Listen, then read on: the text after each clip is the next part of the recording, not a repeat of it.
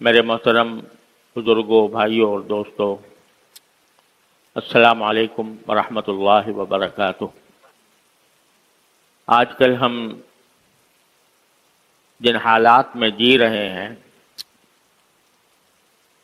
اس میں ہر شخص اپنے آپ کو پریشان اور غیر محفوظ تصور کرتا ہے۔ مختلف حادثات روزمرہ پیش آ رہے ہیں۔ کبھی سیلاب ہے، کبھی زلزلہ ہے، کبھی دہشت گردی کا عفریت ہے جو ملک کو اپنی لپیٹ میں لیے ہوئے ہے۔ سیاسی طور پر قوم بٹی ہوئی ہے، سیاسی استحکام نہیں، معاشی طور پر برا حال ہے، مہنگائی نے کمر توڑی ہوئی ہے۔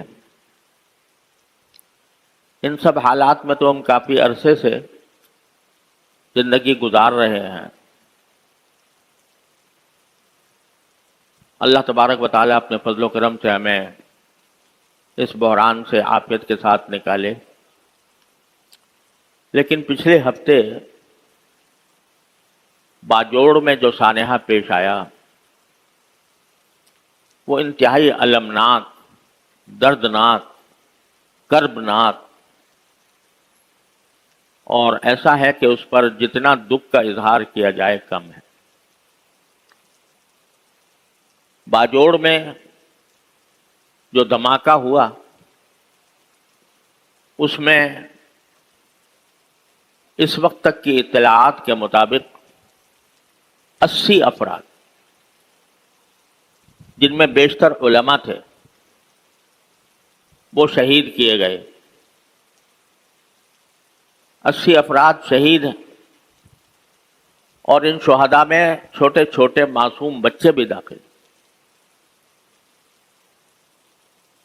اور بے شمار لوگ زخمی ہیں، بہت سو کی حالت نازک ہے۔ اور جس بے دردی کے ساتھ ان علماء کو شہید کیا گیا اس کی مثالیں پچھلے دہشت گردی کے واقعات میں کم ملتی ہیں۔ لاشوں کا جو دیکھنے والوں سے ہم نے رابطہ قائم کیا، متعلقین سے رابطہ قائم کیا، تو معلوم ہوا کہ لاشیں اس طرح بکھری ہوئی تھیں کہ دیکھنے والا بھی خوف زدہ ہو جاتا۔ بہت سے ایسے ہیں جن کے اعضا بھی کٹ کٹ کر ان کی پہچان مشکل ہو گئی۔ بعض ایسے ہیں کہ جن کی پہچان کرنے میں شدید دشواری پیش آئی، اور ایک صاحب کے بارے میں پتہ چلا کہ صرف ان کے جوتوں سے پہچانا گیا کہ یہ فلاں شخص ہے، ورنہ جسم کا کوئی حصہ سلامت نہیں۔ یہ بربریت، یہ سفاکی، یہ انسانوں کی جانوں کے ساتھ کھلواڑ ایسے لوگوں کی طرف سے ہوئی کہ جو خود اسلامی نظام نافذ کرنے کے دعوے دار۔ نام اسلام کا ہے اور اس میں نشانہ بنایا جا رہا ہے عام مسلمانوں کو بھی نہیں، بلکہ ایسے اہل علم کو جو اللہ کے فضل و کرم سے دین کا اس ملک میں کلمہ بلند کرنے والے ہیں، ان کو نشانہ بنائے گا۔ اور اتنی بڑی تعداد علماء کی شہید ہوئی، اور بے شمار لوگ ابھی تک زخمی ہیں، علاج ان کا ہو رہا ہے، لیکن پتہ نہیں، اللہ تعالیٰ ان کو صحت کاملہ عطا فرمائے۔ سب مسلمانوں کو دعا کرنی چاہیے کہ اللہ تبارک و تعالیٰ شہداء کو اعلیٰ درجات سے نوازے. انشاءاللہ وہ تو اپنی منزل پر پہنچ گئے، اور اللہ تبارک و تعالیٰ کی رحمت سے امید یہ ہے کہ ایک شہید کا جو مرتبہ ہوتا ہے وہ انبیاء اور صدیقین کے بعد سب سے بڑا درجہ. انشاءاللہ وہ تو اللہ تعالیٰ کی رحمت میں پہنچ کر وہاں خوش و خرم ہوں گے. لیکن جو ان کے پسماندگان ہیں، بعض خاندانوں کے بارے میں مجھے پتہ چلا کہ ان کا کوئی کفیل باقی نہیں رہا. چھوٹے چھوٹے بچے ہیں یا خاتون ہیں، ان کا کوئی یار و مددگار، کوئی دیکھنے والا، کوئی وارث، کوئی ان کے ضروریات کو سمجھنے والا کوئی باقی نہیں رہا. ان شہداء میں خود ہمارے دارالعلوم کے بہت سے فضلاء ہیں جو دارالعلوم سے پڑھ کر گئے، اور ان میں سے بھی ابھی ہمارے دارالعلوم کے فاضل مولانا حمید اللہ صاحب رحمۃ اللہ تعالی علیہ، وہ ابھی 2 مہینے پہلے دارالعلوم کے فضلاء کے اجتماع میں پیش تھے. وہ شہید ہوئے، اور ان کے گھر میں ان کی بیوہ اور معصوم بچوں کے سوا کوئی اور نہیں. غرض ایک طوفان برپا کیا گیا، لوگوں کو شہید کرنے کا، ان کے پسماندگان کو بے آسرا کرنے کا ایک طوفان برپا ہوا ہے باجوڑ میں. یہ دہشت گردی کے واقعات ہمارے ملک میں بہت کثرت سے ہوتے رہے ہیں، اور پچھلے دنوں بھی کوئی نہ کوئی واقعہ کبھی کوئٹہ میں، کبھی پشاور میں، کبھی کسی اور جگہ پیش آ جاتا ہے. وہ 2-4 افراد کی شہادت کی حد تک محدود رہتا ہے، لیکن اتنا بڑا سانحہ جس میں اتنی بڑی تعداد شہید ہوئی ہو، یہ ایک منفرد واقعہ ہے. جب کبھی آپ کو یاد ہوگا کہ ہماری فوج کے اسکول کے بچوں پر جب حملہ ہوا تھا تو سارے ملک میں ایک کوہرام مچ گیا تھا، اور اس کی مذمت، اس کی برائی اور ان کے کرنے والوں پر لعنت ملامت کا ایک طوفان سرکاری سطح پر بھی اور میڈیا کی سطح پر بھی ایک طوفان مچ گیا تھا. ہمارے ان علماء کی شہادت کے موقع پر جس طرح کا رد عمل ہماری حکومت کو یا ہماری سیکیورٹی کی طاقتوں کو جیسا دینا چاہیے تھا، وہ اس درجے کا نہیں ہے جو اس وقت دیا گیا تھا. حالانکہ یہ علماء کے ساتھ یہ سفاکی یہ کہیں زیادہ شدید رد عمل کی متقاضی تھی.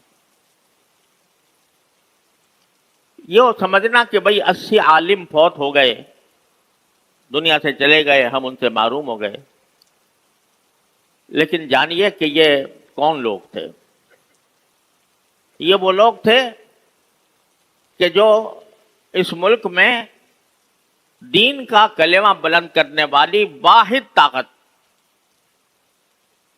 ہے اہل علم کی. لوگ علماء کی قدر نہیں پہچانتے. جو لوگ علم دین حاصل کر کے ہیں ان مدارس کے اندر، ان کی قدر و قیمت نہیں پہچانتے کہ یہ اس امت کے لیے کتنی بڑی عظیم نعمت ہیں. آپ یہ بتائیے کہ جتنی تعلیمی درسگاہیں اس وقت ملک میں قائم ہیں، وہ چاہے سرکاری اسکول ہوں یا کالج ہوں یا یونیورسٹیاں ہوں یا یہ انگلش میڈیم ادارے ہوں، ان میں سے کون ہے جو کسی کو دین کے بنیادی احکام کا علم دے رہا ہے؟ اتنا بڑا نظام ہے تعلیم کا، اس کے لیے وزارت قائم ہے، اس کے لیے اربوں روپے کے فنڈ مختص کیے ہوئے ہیں، اور وہ اسکولوں، کالجوں، یونیورسٹیوں کی شکل میں سارے ملک میں موجود ہیں۔ آپ سروے کر کے دیکھ لیجئے کہ اس میں کسی ادارے میں کیا یہ پڑھایا جاتا ہے کہ بھئی نماز کیسی پڑھنی چاہیے؟ کیا اس میں یہ پڑھایا جاتا ہے کہ کون سی صورت میں انسان کے لیے غسل واجب ہوتا ہے اور اس کے ادا کرنے کا کیا طریقہ ہے؟ کون سی جگہ یہ پڑھایا جاتا ہے کہ زکوٰۃ اللہ تعالیٰ نے فرض کی ہے تو زکوٰۃ کا نکالنے کا طریقہ کیا ہوتا ہے؟ کن چیزوں پر زکوٰۃ آتی ہے، کن پر زکوٰۃ نہیں آتی؟ کون سی خرید و فروخت جائز ہے، کون سی ناجائز ہے؟ اگر کسی آدمی کا انتقال ہو جائے تو اس کی میراث کس طرح تقسیم ہوگی؟ کوئی ادارہ جو اربوں روپے قوم کے جس کے اوپر لگ رہے ہیں، وہاں کہیں اتنی معلومات بھی دین کی فراہم نہیں کی جاتی۔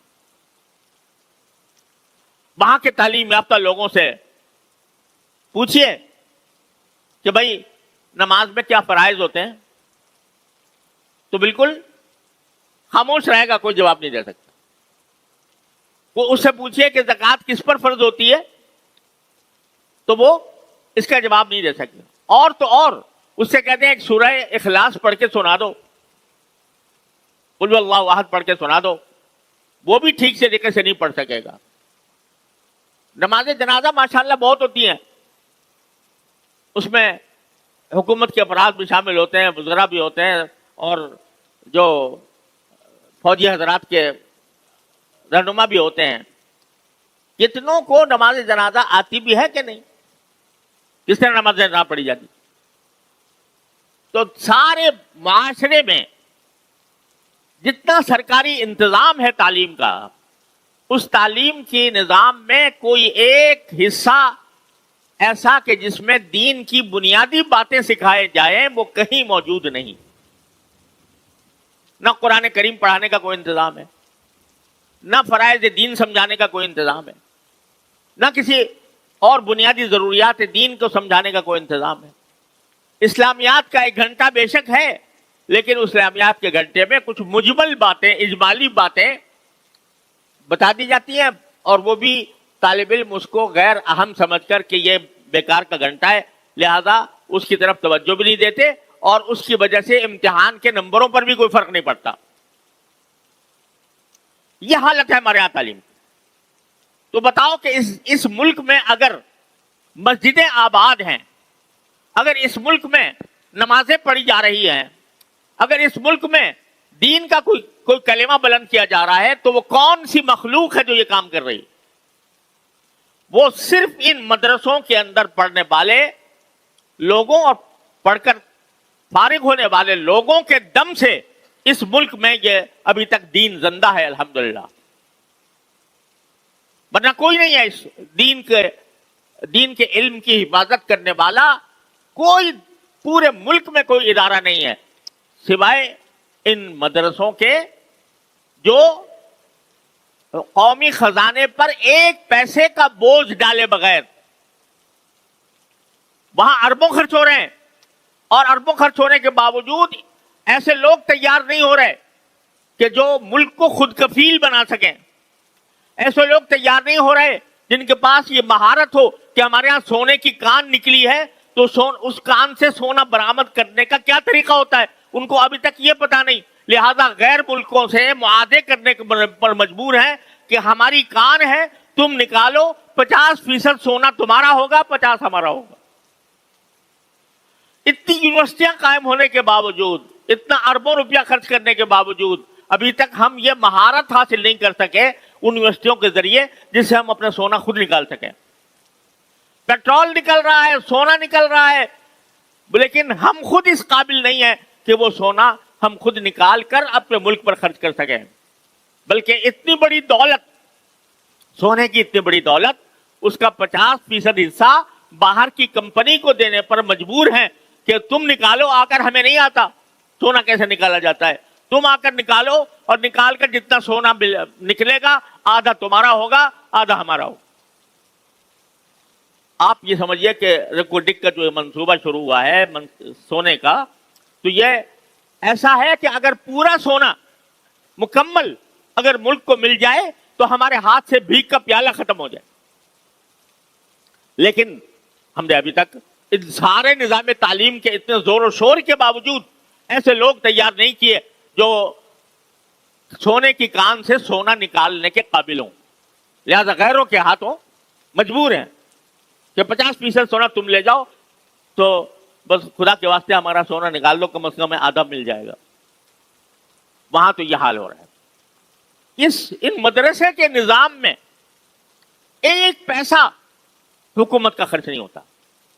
आप हर साल बजट देखते हो कि बजट बनाया जाता है पूरे